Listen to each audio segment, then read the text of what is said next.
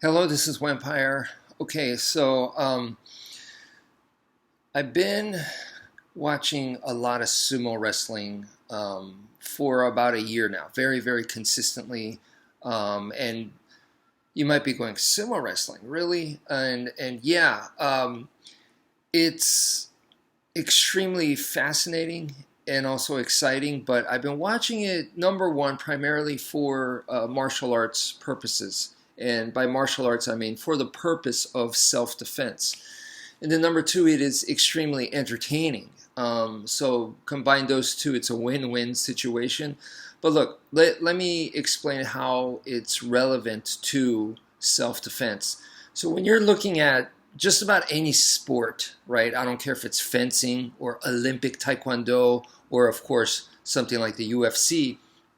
When you're watching a sport, for the purpose of self-defense, for the purpose of martial arts, you have to think about how would this apply, or what are the things that can help me out in a self-defense situation, because I believe that every sport has something extremely valuable info, valuable stuff that it has to offer.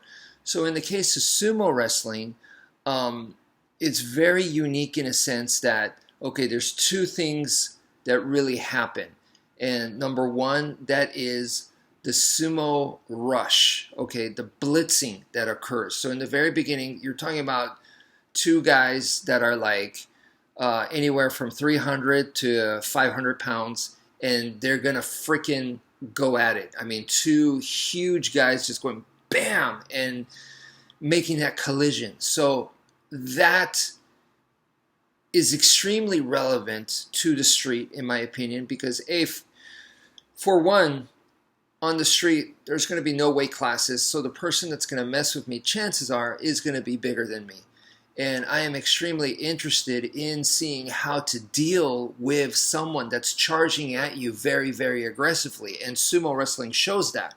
For some of the sumo wrestlers to be successful, they need to know it's not just always you do the blitz, you do the tackle, and you overwhelm your opponent, because sometimes it happens to you. So you got to be able to handle that. You have to be able to neutralize or deal with that. So that's awesome. And sumo wrestling is one of those sports that, believe it or not, there's pretty much no weight division. Zero in sumo wrestling. So there's a chance that you might see someone who's like, a little over 200 pounds go up against someone that's 400 pounds. You could see that in the sport of sumo. So that's also another very, very interesting area. Now, another one is, normally in sport, the ref is like, are you ready? Are you ready? Begin, right? That kind of thing. And they're trying to make it even. They're trying to make it equal, right? Sumo wrestling is one of those where that's not how it starts. It starts when both wrestlers have both fists on the ground. Okay, so when all four fists hit the ground, then it begins. And there's some sumo wrestlers that they have the attitude like, I'm not going to put my fists down first. I'm going to wait till you do it. And if that person doesn't do it, then, in other words, you don't know when it's going to begin. That's pretty wild. That's wild to me. Okay, so they have a very unique starting method. And it's critical because, like I said, boom, that collision's going to happen next, right? And so how do you deal with that collision? And the start also in the street, a lot of people don't think about, is in a street, you don't know when it's going to happen. This factor makes it very different from sport. Just that one factor alone, that you don't know when exactly it's going to start. It's not, you ready? All right, let's go. It's not like that. So that makes it tricky. And sumo is maybe not as tricky as the street, but it is trickier than most sports in that sense. Okay. The next thing is the grappling is going to happen, right? And once the grappling happens, they have throws, they have all kinds of moves that go on. And it really comes down to two things, overhook and underhook. And that is very interesting to me because that's what I teach. I teach that, and I teach for self-defense, arm wrenching. And sumo wrestling is one of those sports, once again, that it's unique because they allow arm wrenching. It's legal. I believe in Olympic style wrestling, Greco-Roman, freestyle, and we could also throw in, I know it's not Olympic, but folk style wrestling. So in wrestling, amateur wrestling, they try to make it to where you're not supposed to be doing joint locks. All right. So I believe the rules are more strict than in sumo wrestling. And in sumo wrestling, if you arm wrench the guy, hey man, that's part of the sport. And here's another one in sumo wrestling. Strikes are not allowed. It is a grappling sport. However, it's one of the few or only grappling sports that I've seen where it is a grappling sport, but they kind of borderline allow striking. It's not striking and it's not full-blown striking, but I do not want to take a palm strike from a sumo wrestler. Just watch the way they do their palm strikes in training, and then watch the matches. And yes, it's different from like a punch and a kick from a kickboxer, but it still looks formidable.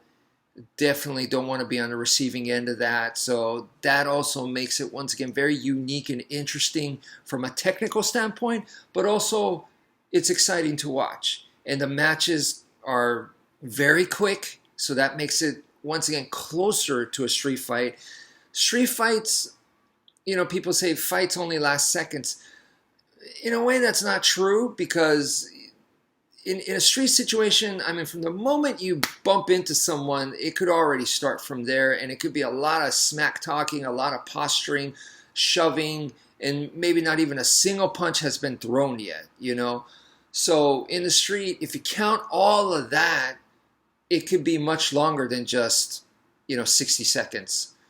But the actual flurry, is going to be seconds, right? It's going to be under a minute. And if you don't understand that, then, time yourself. Throw a flurry of punches as fast and as hard as you can and see how long you can go. And if you do that, then you understand that's why the street fights look that way. Okay, a professional is trained so that their gas tank is much larger than the average person. I mean, it's inconceivably large. Number two is they also learn how to pace themselves and control that and not give in to the adrenaline dump and all. So it takes a lot of discipline and training and experience to be able to do that, but they can do that, And then to recover from the flurry. So pros use flurries, but they also know how to recover from it too. So they could set the pace of the fight and dominate and take that to a victory, The average person's not going to have all those kinds of tools. So they just, usually they do the flurry and then they're like, whoa, that was the hardest thing I've ever done in my life. I don't want any more of it. That's usually what happens. But, still, the flurry and the shortness, it's a quick skirmish, and then there could be a break, and it could happen again. It could have a break, and it could happen again. That's how a street fight would be like, unless they're just able to assault the person and just finish them right there. But if not, if you're not able to finish the person, it's going to go on like that. And usually most people, like if your purpose is to take their money or something like that, or to put them in the van for human trafficking or something, or it's just a hate crime, it's usually you don't want to hang out there for a long period of time where you're going to get arrested. So it's more going to be closer to a hit and run. So once again, short time is a factor here. So sumo wrestling does that. Another thing I want to bring up, last thing about sumo wrestling, is that they are battling on a small hill. And you go, why is that? It's a small hill, and I believe because a to the viewers, when a sumo wrestler falls off the hill because they get shoved out or they get thrown out or some land on the other, when they fall off the hill, you're talking about two huge guys, 300, 400 pounds, and they go off that hill, you're really going to see them fall off that hill. I mean, there's some just freaking fly off it and injuries like crazy, but it's spectacular. From the viewer's point of view, you go, wow, look at that. The guy that's incredible. So that, I believe that's one of the reasons why they do it. I really wish they would change that. Now, I understand they want to keep tradition, then they should have a traditional sumo and they should have a modern sumo. And in the modern sumo, I would remove that heel for the purpose of, preventing injury so that their careers could be longer. I'd rather see the sumo wrestler safe than to get a few seconds of spectacular enjoyment, should I say. I don't enjoy watching someone get hurt like that, So I would rather see them, not do it on the hill. And then they could also, if they have a modern version of the sport, they could wear board shorts. They could have, they don't have to have the hairstyle.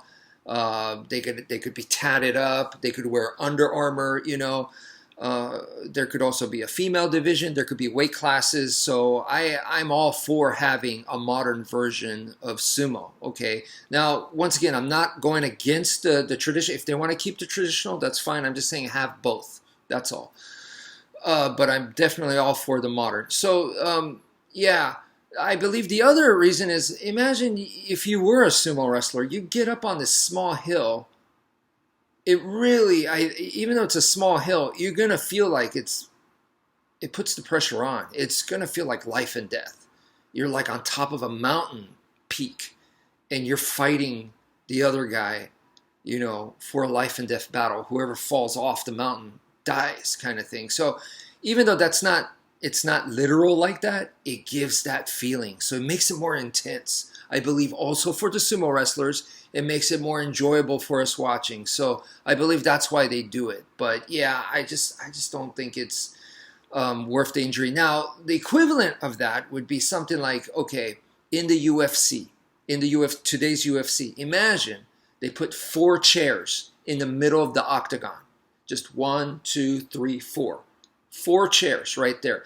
They're not allowed to grab it or use it in any way, but it's just there. Why? Because it makes it more realistic. It's going to make it more, making it more realistic, makes it more intense, and the fighters could crash into it. They could bump into it. They might end up like bouncing off of it. Who knows? It's just going to make it more spectacular and realistic at the same time. So for that reason, is it worth it to have that? Even though they're going to get injured way worse by having 4 chairs just right there. Once again, I'd rather them not have the chairs there, but you got to admit, it does make it more realistic. It's going to bring the stakes up higher, and it's going to be more spectacular. So if that's what you wanted to do, if you wanted more of a spectacle, then it makes sense to have the chairs there. But thank goodness that they don't. Okay, so anyway, so what I'm trying to say is making this hill thing, because you never know that to expect a perfectly even terrain or not have things in your way and stuff, that's unrealistic. So in sumo, they do it on top of a small hill. Once again, it makes it more dangerous without a doubt. So that definitely brings in the reality factor there. So sumo wrestling to me is exciting to watch, of course, but more importantly, I feel like there's a lot to learn from for the purpose of self-defense. So just wanted to bring that up to you guys. That's it for now. Thank you for viewing, and take care, folks.